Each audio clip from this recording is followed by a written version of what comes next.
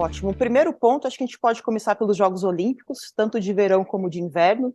A gente considera que os últimos anos têm sido se não de mudanças, de muitas falas sobre a presença de mulheres nessa posição como treinadoras esportivas, mas quando a gente vai ver os números de 2010 para cá, até 2016, que são 4 edições, considerando o verão e inverno, a gente fica em torno de 10% de treinadoras, com a credencial de treinadoras. Então, 9, 10, no máximo 11. A gente vê que ainda, né, de cada 10 pessoas que estão lá, somente uma é mulher, então a gente não avançou tanto quanto gostaríamos, apesar das mudanças estarem acontecendo. No cenário brasileiro, vamos destacar algumas competições importantes, né, o Campeonato Brasileiro Feminino de Futebol. Nós fizemos uma pesquisa aqui na Unicamp, no curso de Ciências do Esporte, e o levantamento que a gente encontrou foi a presença de 2013 a 2019 de apenas 17% de mulheres como treinadoras principal, né? Estamos falando da competição feminina. A gente fez esse levantamento também no basquete. No basquete, a gente tem, historicamente, entre 2010 e 2017, quase metade de mulheres na posição de auxiliar técnica. No entanto, quando a gente vai destrinchando esse número por anos, no começo da pesquisa, em 2010, 88% das auxiliares eram mulheres. O último ano da pesquisa, que foi 2017, esse número caiu para 34%.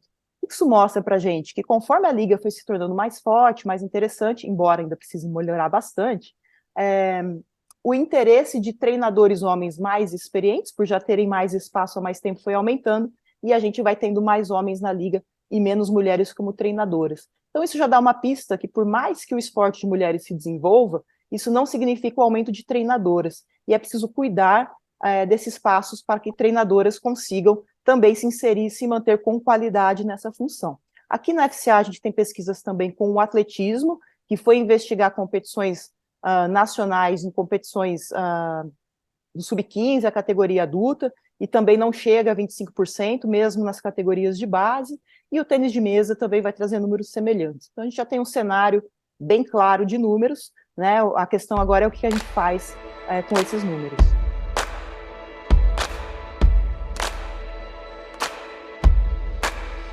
Boa. Esse ano a gente tem agora em junho, né, a Copa do Mundo de Mulheres da FIFA. O Brasil tem uma treinadora, apesar dos números ruins no cenário interno, a gente tem uma treinadora que é sueca, a Pia, e isso traz um espelho, né, traz algo para as mulheres que querem seguir essa carreira, dizer, poxa, tem uma mulher ali. E esse é um dos problemas relacionados à falta de treinadoras. Para quem não sabe, no Brasil, durante 40 anos, a gente teve uma proibição de uma série de modalidades, de competições em modalidades esportivas, modalidades que não eram consideradas adequadas ao corpo feminino, naquele momento bastante inadequado. Então, futebol, modalidades coletivas e lutas, de uma maneira geral, eram as mais visadas por essas proibições.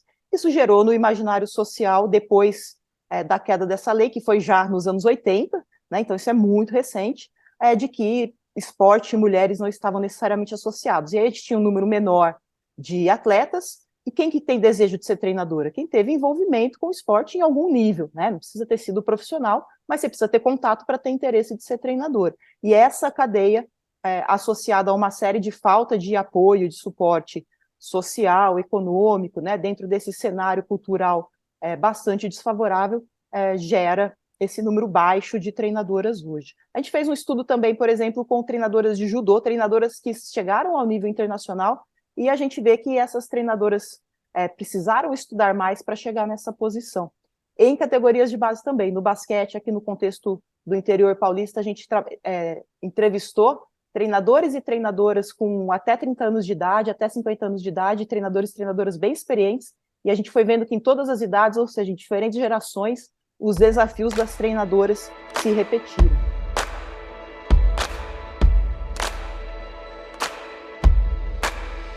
O primeiro ponto é divulgar esses números. Muitas pessoas ainda negam o problema, né? Quando a gente fala, não, mas eu lembro, tem a Pia na seleção brasileira principal, então a gente tem. Quando a gente fica dando exemplos, é porque a gente tem poucas, né? Se a gente não conseguisse dizer os nomes, é porque teríamos o suficiente. Se a gente fizesse exercício no masculino, a gente ia ficar 5 dias falando o nome de treinadores, né? Então, esses números precisam ser conhecidos, as razões vinculadas a esses números que não estão relacionadas à falta de interesse das mulheres, mas à falta de um cenário cultural, histórico, fora e dentro do esporte, para essa inserção e manutenção nessas posições. Então, políticas de indução, políticas públicas e privadas que favoreçam, né, que o Canadá, por exemplo, institui que nas seleções femininas precisa ter uma mulher na comissão técnica. Esse tipo de regra ou de lei, né, de imposição mesmo, é necessário. Por quê? Porque não necessariamente esse processo vai acontecer de forma espontânea. No futebol feminino do Brasil, a gente fez uma projeção, né, porque os números vêm melhorando, mas vêm melhorando lentamente. Dentro dessa projeção, se seguir na mesma proporção que está nos últimos anos, a gente, a partir dos anos 30, 40, né, da década de 40, dos anos 2000, talvez a gente tenha um equilíbrio na posição de treinadora principal. Então, a gente precisa acelerar esse processo. E acelerar precisa vir com políticas assertivas e indutivas que favoreçam a inserção e depois a manutenção das mulheres. Um exemplo bolsas, né, nos cursos de formação. Muito embora as mulheres tendam a ter uma formação mais alta do que homens quando aplicam para esse tipo de cargo, mas um curso pode custar talvez R$ 5.000, um curso de nível 1 de uma modalidade esportiva como o futebol. Né? Quanto que uma mulher que trabalha na base recebe, quanto que um homem que trabalha na base recebe e tem condições de fazer esse investimento. Né? Então, os programas de bolsa, um exemplo muito simples, que favorecem, mas os programas institucionais, sem dúvida, são os que podem ter um impacto maior. Perfeito. Muito bem. De maneira geral, tanto treinadoras como treinadores precisam ter um amplo conhecimento sobre o esporte, sobre a sua modalidade, sobre pessoas, né? É um processo de mediação humana, então o que a gente chama ali de conhecimentos interpessoais são fundamentais, e o conhecimento de si mesmo, né? Isso de maneira geral. No entanto, para as mulheres em específico, é muito importante ter conhecimento dessas barreiras que estão postas, que são muito maiores que a dos homens. O percurso para ser um treinador e uma treinadora não é um percurso simples, especialmente para quem quer ir para o alto rendimento. Então, ter consciência desses processos, entender que eles são políticos, culturais, e não são falhas necessariamente individuais dessas mulheres, é muito importante.